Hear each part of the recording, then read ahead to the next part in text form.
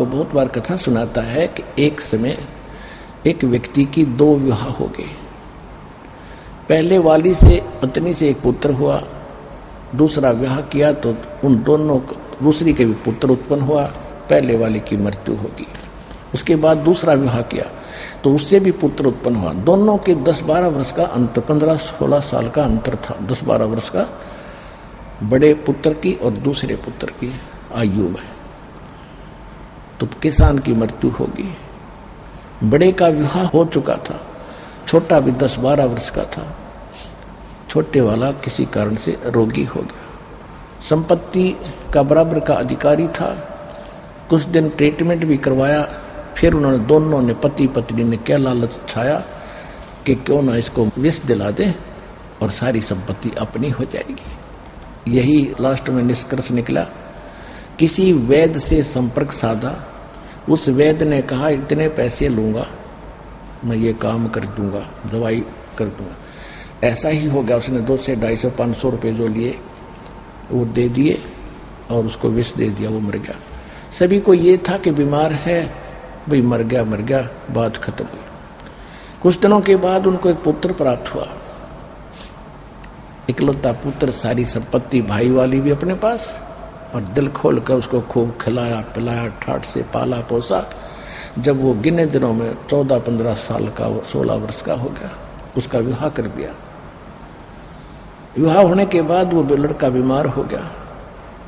उसका सब जगह इलाज कराया उन्होंने, क्योंकि वो अपना बेटा था। इसलिए देश विदेश में जिसने जो मुंह मांगा, झाड़ फूक सब कुछ करवा ली, आधी संपत्ति बेच कर लगा दी। लड़का खाट पकड़ गया, कोई रिकवरी नहीं हो रही थी, स्वास्थ्य में सुधार नहीं। एक दिन उसका पिता उसके पास बैठा था, मत्था पकड़े, क्या होगा भगवान, इकलौता पुत्र, ये जीवेगा नहीं। तब उस लड़के ने कहा कि भाई साहब, अपने पिता को कहा, भाई साहब अब मेरा जो है तेरा और मेरा अकाउंट बराबर होगा, लेन देन बराबर हो चुका है, लकड़ी और कफन के पैसे शेष हैं, उनकी व्यवस्था कर ले। अब उसने देखा कि लड़का इतना दुखी हो रहा है, ऐसा इसकी बुद्धि काम नहीं कर रही, पिता को भी भाई कह रहा है। उसने कहा नहीं बेटा मैं तेरा पिता हूं। अगर नहीं तो मेरा भाई है। कि नहीं आपको बेटा पहचान में नहीं आया, देख मैं तेरा बाप हूं। नहीं तो मेरा वो भाई है जिसने मुझे जहर देकर मारा था, याद है तेरा वो कहानी। आज मैंने अपनी पाई प्राप्त कर ली है।